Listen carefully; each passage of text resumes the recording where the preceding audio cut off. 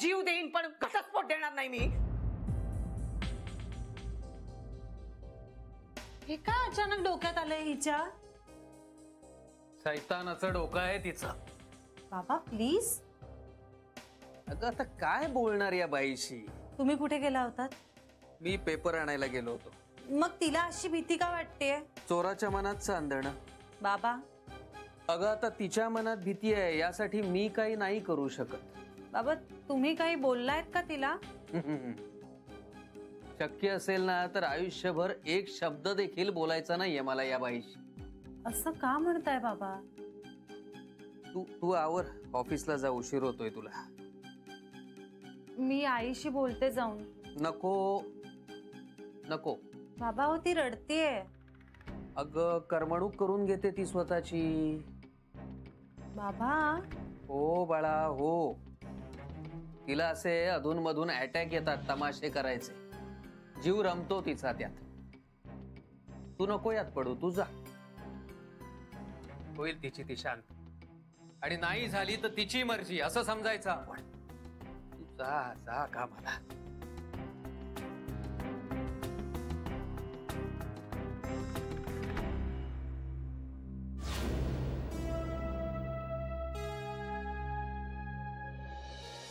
म्हणाली फार बोलला नाही तर मी म्हटलं तिला आमचा श्रीना तसा कमीच बोलतो. तर म्हणाली खुश होता तो. मी विचारलं तिला श्रीशी बोलताना ऑकवर्ड वाटत होतं का? तो हसायलाच लागली. मला म्हणाली तुमचा मुलगा बुजरा आहे. मी म्हटलं तिला तू बुजरी मुलगी नाहीयेस ना, स्मार्ट आहेस ना, बोल्ड आहेस ना, झालं तर मग. तर काय म्हणाली माहितीये? ती म्हणाली रंगा खूप क्यूट आहे. रंगा? हो ती त्याला रंगाच म्हणणार आहे म्हणे. हो बाई हो का? पण रंगा कोणी म्हणत नाही त्याला. तिला म्हणायचंय ना रंगा, म्हणू दे. मला तर बाई खूप आवडलंय रंगा. मी म्हटलं तिला आमचा मुलगा ना खूप डिसेंट आहे, तुलाच काय तो पुढाकार घ्यावा लागेल त्याच्याशी मैत्री वाढवायला. तर हसायलाच लागली. ती गोड हसते का ती, आणि फोनवर तर इतकी छान बोलते ना रंगा. आहे कुठे आपला रंगा? ए बेबी रंगा वगैरे नको. हं आपलं श्री छान आहे. नाही पण रंगा छान वाटतंय. मी तर त्याला आता रंगाच म्हणणार. हो मग छान वाटतं ना रंगा? पण मी मात्र श्रीच म्हणणार आहे. श्री छान वाटतं. श्री. मी पण श्रीच म्हणेन. श्रीच बरं वाटतं. हो मी सुद्धा श्रीच म्हणेन. मी पण श्रीच म्हणेन. श्री नावात कसा गोडवा आहे. रंगा म्हणजे अगदीच परकं वाटतं नाही? हे बघा तुम्हाला काय म्हणायचंय ना हा तुमचा प्रश्न. मला रंगा आवडलेला आहे. तुम्ही म्हणा हो, पण आम्ही आपलं श्रीच म्हणू. ए वहिनी चहा कर ना प्लीज. तो भाऊजी करतायत चहा. कांता कांता करतोय चहा? हो मला नको चहा. कांता चहा खूप गोड करतो. अहो नाही बेबी वंस, आता चांगला करतात. आता फार गोड नाही करत ते चहा. आता ना आपल्यासारखा चहा करायला जमायला लागलाय त्यांना. नाही नाही तरी पण मला त्याच्या हातचा चहा नकोय. असं काय करता वंस? एकदा पिऊन तर बघा. नको म्हणते तर सोड ना. थांबा ना आता तुम्ही कशाला? एकदा सांगून कळत नाही का तुला?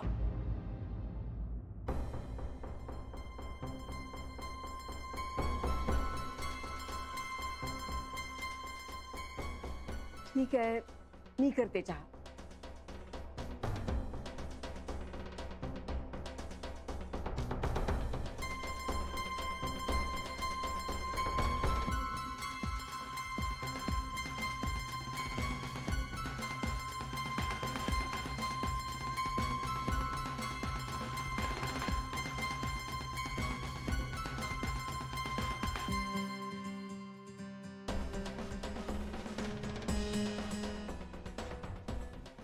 बेबी वंस राहू दे.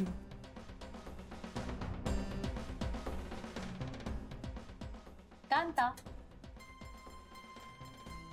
कांता कांता मी तुझ्याशी बोलते.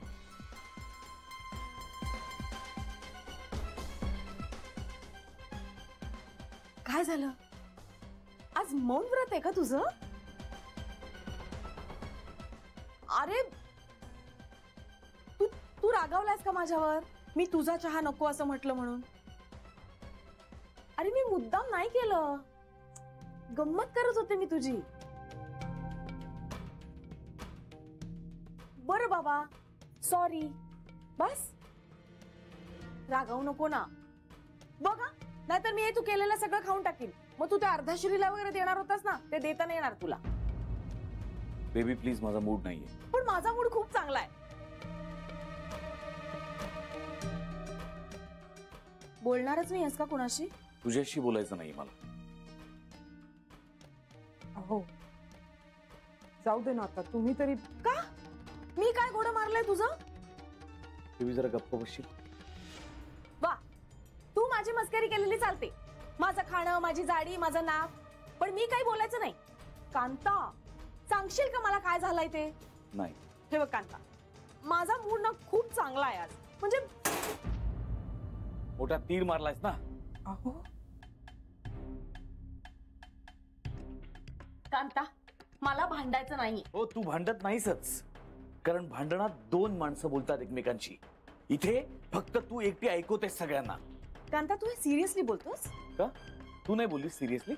नाही, अरे खरंच मी गंमत करत होते. तुझी गंमत जिव्हारी लागू शकते एखाद्याच्या.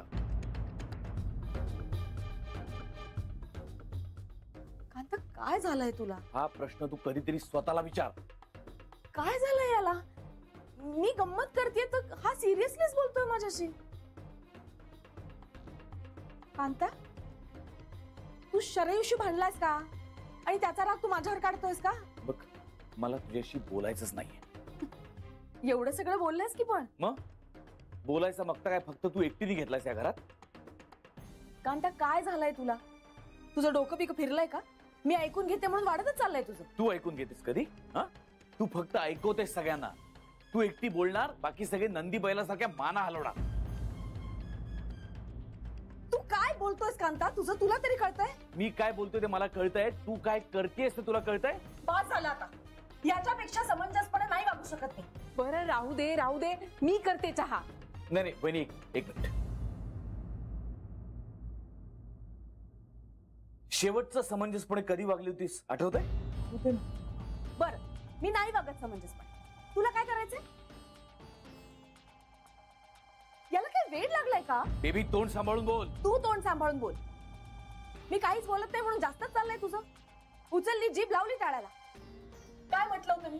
तुझ्या हातचा चहा नको एवढंच म्हटलं ना? एवढा तमाशा करायची काय गरज होती तुला? बेबी वंस, जाऊ द्या ना. कशाला उगाच सकाळी सकाळी. मी काहीच बोलले नाहीये. काय झालं? काय सकाळी सकाळी एवढी आरडाओरड? काय काय झालंय? काय विवेत्य? हा बघ ना, कुणाचा तरी राग माझ्यावर काढतोय. मी एवढंच म्हटलं वहिनीला की मला कांदाच्या हातचा चहा नकोय कारण तू गोड करतो. तर हा बोलतच सुटला मला. हो, आणि तू गप्प विचारी निमूटपणे सगळं ऐकून घेतेस ना? मी कशाला ऐकून घेऊ? ऐकून घ्यायला काय मी तुझी बायको नाहीये? शरयू घेत असेल ऐकून. प्रत्येक नवरा बायको मध्ये तुला पडायलाच हवं का? ए काका, एक मिनिट एक मिनिट. एक काका, काय चाललंय? बघ ना, सकाळी सकाळी ह्याला काय झालंय कुणास ठाऊक. बेबी अत्या, जरा शांत हो. मला कशाला शांत राहायला सांगतोयस? मी काहीच केलेलं नाहीये. विचार ना वहिनीला. विचार, मी काय केलंय का? वहिनी, मी काय केलंय? बोलले मी काही ह्याला? बेबी चिडू नकोस ना ग. मी काय विचारते त्या प्रश्नाचं आधी उत्तर दे वहिनी. ती तुझी नोकर नाहीये बेबी. आता तू कशाला आमच्यामध्ये पडतोयस? आमचं आम्ही बघून घेऊ ना काय करायचं ते. हे बघ, काका जरा आता तू शांत हो ना. काय काय शांत हो काय श्री? ही पद्धत आहे हिची बोलायची? मला तुझ्याकडनं पद्धत शिकायची गरज नाहीये कांता. अख्ख्या जगाला माहितीये तू काय वागलायस ते. तू काय वेगळं वागलीस आजपर्यंत? ए ए एक एक एक मिनिट. तुम्ही दोघं जरा प्लीज शांत बसता का? आता काय बोलताय तुम्ही? मी तुझ्यासारखं कधीच वागले नाहीये कांता, कधीच नाही. नाही, तुला जमणारे नाही आणि ट्राय पण करू नकोस, कारण त्याकरता मुळात चांगलं माणूस असावं लागतं. मी माणूस म्हणून चांगली नाही आणि तू काय माणूसपणाचा आदर्श आहेस का? तुझा आदर्श ठेवावा का डोळ्यासमोर मुलांनी, भावानी आणि नवऱ्यानी? Enough baby. का आता लागलं का? बेबी अत्या, प्लीज प्लीज जरा शांत हो ना. काय बोलता तुम्ही दोघं? जरा शांत व्हा. एका क्षुल्लक कारणावरनं विषय कुठून कुठे नेताय तुम्ही? अरे काय चाललंय? काका आणि तू तरी का चिडतोयस रे उगाच? आणि बेबी त्यात तुझा भाऊ आहे ना. अरे कसं बोलता तुम्ही एकमेकांशी? अरे तुम्हा दोघांचं एकमेकांवर प्रेम आहे ना. तुम्हा दोघांकडे बघून ना मला हळहळ वाटते की मला बहीण का नाहीये. आणि हे काय चाललंय तुमचं? का असे वागता एकमेकांशी आणि कशासाठी? आणि का एकमेकांचा पास उकरून काढताय? तुम्हाला तरी कळतंय का तुम्ही काय बोलताय? तोंडातून बाहेर पडलेला शब्द आणि आयुष्यातून बाहेर गेलेली माणसं कधीही परत येत नाहीत.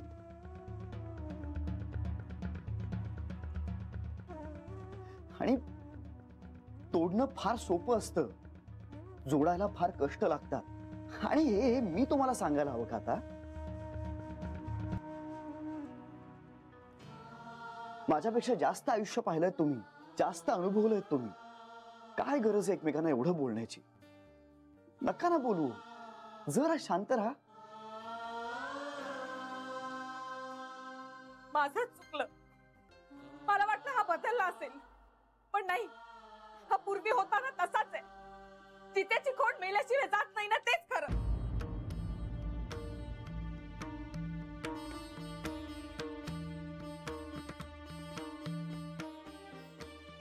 अगं स्वतःचा संसार मोडून समाधान नाही चालायचं.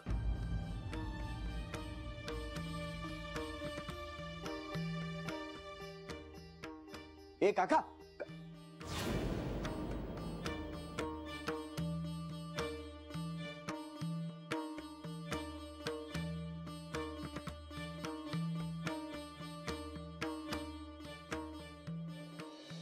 कळतंय मला सगळं.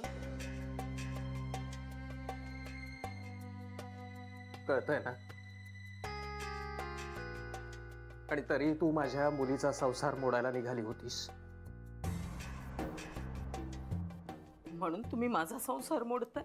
अगं तुझा संसार तू स्वतःच्या हाताने मोडतेस कला. स्वतःच्या हाताने मोडतेस तू स्वतःचा संसार.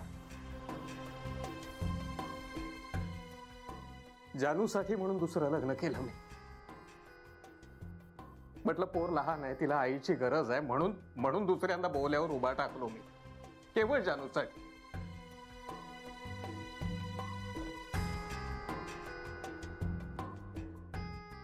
काय करायचं बाकी ठेवलं होतं मी? सांगा ना, काय कमी केलं मी जानूचं? काय केलंस काय तू? सांग ना, काय केलंस काय तू जानूसाठी? माझ्या वयाच्या एका माणसाशी तिचं लग्न लावायला निघालीस. ती आजारी असताना तिचा संसार मोडायचा प्रयत्न केलास. ती प्रेग्नंट असताना पुन्हा एकदा तिचा संसार मोडायचा प्रयत्न केलास. काय केलंस काय तू तिच्यासाठी? सांग ना. हे जे सगळे भोग तू माझ्या लेकीसाठी लिहित होतीस ना, ते तुझ्या वाट्याला यावेत कला. हीच शिक्षा आहे तुझ्यासाठी. तू माझ्या लेकीचा संसार मोडायचा फक्त प्रयत्न केलास, पण तुझा संसार आता मोडतोय कला. तुझा संसार मोडतोय आता. आणि मला यापुढे तुझ्याशी खोटं चांगलं वागणं शक्य नाही. म्हणजे जानूसाठी म्हणून तुझ्याशी चांगलं वागत राहणं म्हणजे मला स्वतःशी प्रतारणा वाटते कला. तुझं म्हणजे ना कुत्र्याच्या शेपटासारखं आहे. किती जरी ते नळीमध्ये घालून ठेवलं तरी वाकडं ते वाकडच. आणि मुख्य म्हणजे आता या सगळ्याच्या पलीकडे गेलोय मी माझ्या आयुष्यातून तुला वजा केलंय कला. म्हणजे मनाने कधीच केलंय, आता लवकरच कायद्याने देखील करेल. माझी लेक एकदा सुखरूप तिच्या सासरी गेली ना, की मी कायद्याने तुझ्यापासून विभक्त होणार आहे कला. आणि या मधल्या काळामध्ये तुला जी काही कटकारस्थानं, तमाशे, राडे जे काही करायचं असेल ते तू कर, मोकळी आहेस तू. माझं काही म्हणणं नाही. पण तू आता माझ्या आयुष्यातून वजा होतीयस कला. वजा होतेस तू माझ्या आयुष्यातून.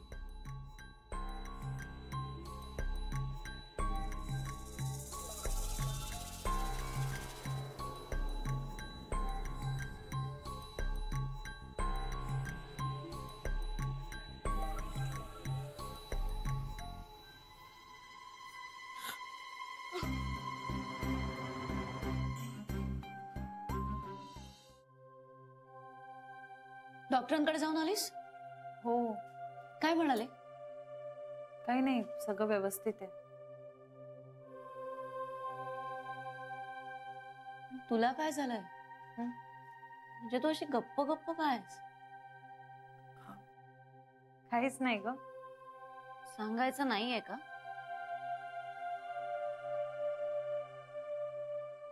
आईची काळजी वाटते ग. काय झालं? काहीतरी बिनसलंय आईचं. म्हणजे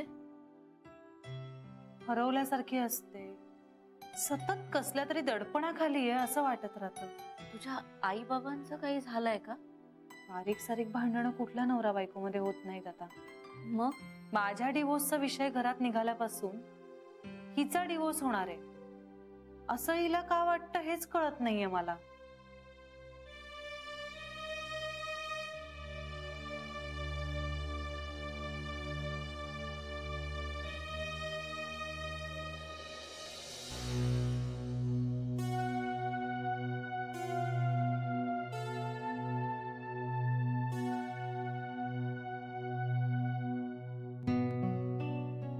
शेवटी ज्याची भीती होती तेच झालं.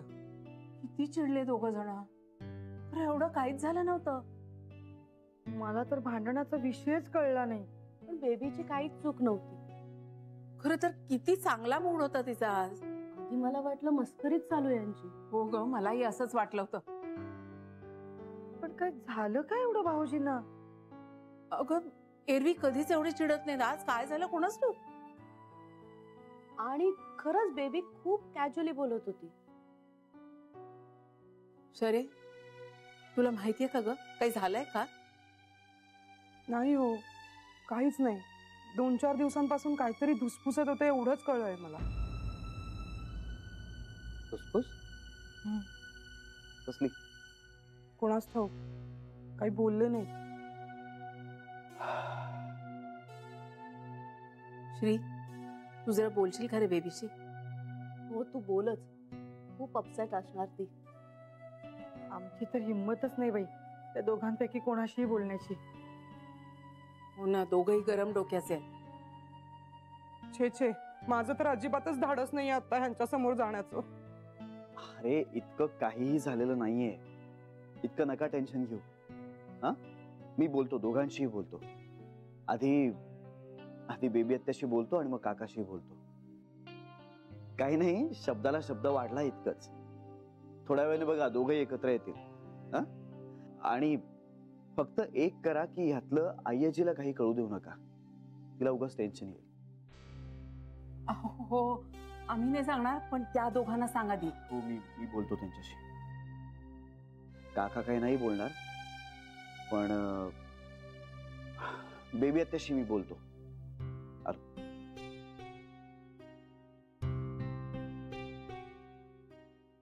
कमालच झाली बाई.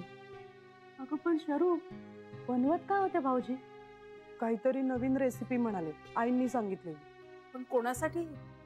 माहित नाही, म्हणजे बोलता बोलता असं म्हणाले की अर्ध्या श्रीसाठी करतो. अर्धा श्री? हो.